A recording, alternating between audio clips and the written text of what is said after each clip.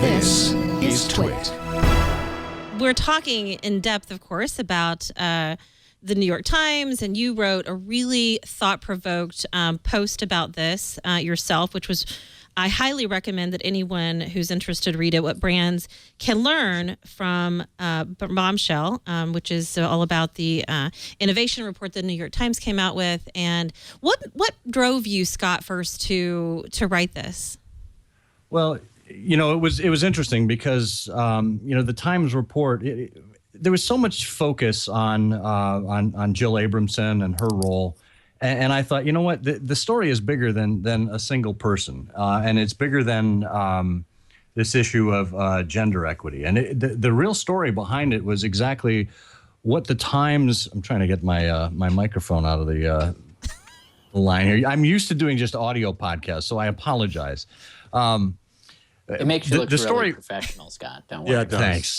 Thanks. Thanks for showing us all up there. Hello, Uncle Jeff. Hey there. As opposed to Brian, who has his $4.99 earbuds in, so it makes you look much more right down there, Scott. You're ghetto, Brian. I'm in my closet. I'm in my closet, and That's Scott's good. like in a professional studio that that. he has constructed in his home. So yeah, This is my studio.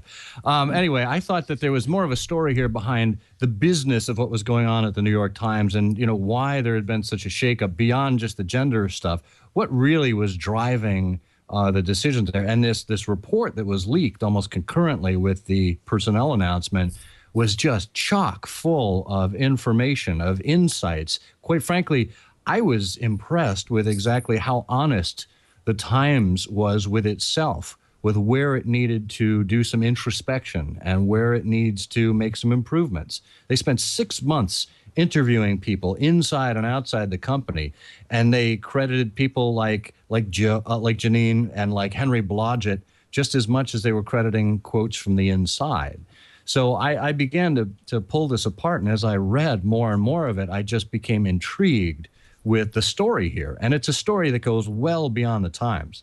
As I mentioned in my post, these are lessons that any business that generates any kind of content can take away. It's a story of staffing. It's a story of promotion. It's a story of how we interact with readers. Jeff was just talking about this mass marketing approach. It breaks my heart how many companies have taken social media and have simply used it as another mass marketing, mass advertising platform instead of using it for what it's good at in terms of, listening to what your customers want, using it, combining it with email and CRM to truly provide content that matters to them.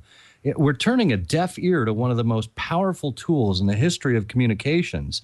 And I got to credit the Times for starting to turn the battleship in the right direction, or the aircraft carrier. They haven't done it completely yet, but full credit to them for pointing us all in the right direction.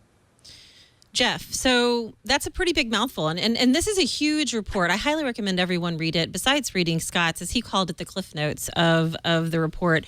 But what do you say about that, Jeff? I mean, what Scott is saying to me is that, it's, they're at least analyzing themselves and they're trying to get better, something that you teach yourself and your student here, Brian, has learned how to do. But they're just now here. Is it too late? I asked this earlier. Is it too late for them? No, I don't think it is. I think it could be too late for some newspapers that are bad and getting worse. But Jill Abramson also made it, I think, a stronger paper while she was there. And but I think here's what they have to do, and the report hints at this. What does it mean to be digital first? The problem with this is that there's still revenue coming in from print, and the reason is, no offense to those in marketing around me, but advertisers are dumb. They go with habit. They go with what they've always done. Nobody ever gets fired buying the New York Times, right? And even though the audience is bigger online, even though the audience for prime time is sinking and so on, the advertisers are paying the bills and they're supporting the legacy. What you have to start doing is pushing your audience, your staff, and your advertisers all to the future. And the goal is pretty straightforward. The goal is to become a fully sustainable digital enterprise before print becomes unsustainable. Print will become unsustainable economically. So you've got to become a fully sustainable digital enterprise. And to get there, you can't just wait until that day happens and say, oh, well, now we're losing a fortune on the print. Well, gosh, what are we going to do? No, you've got to be way ahead of this.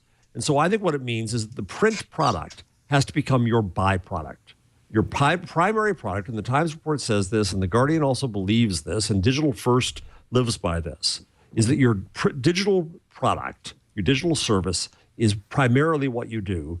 And print is something that you take and freeze dry stuff off of digital and put it into that ancient mode, as long as people and especially advertisers still want to subsidize it.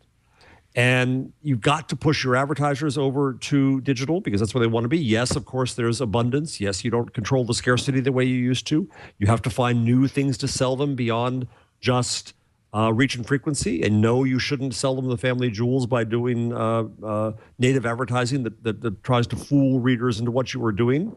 You've got to bring all kinds of new skills to this, and people like Brian and Scott know a lot more about this than I do.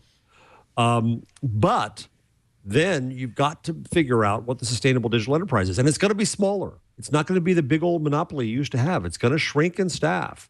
You've got to prioritize to what really matters. You can't do the same stuff everybody else does and rewrite the same stories everybody else used to write. News is far more efficient because you can do what you do best and link to the rest. But you've got to make print yesterday, and you have to make digital today.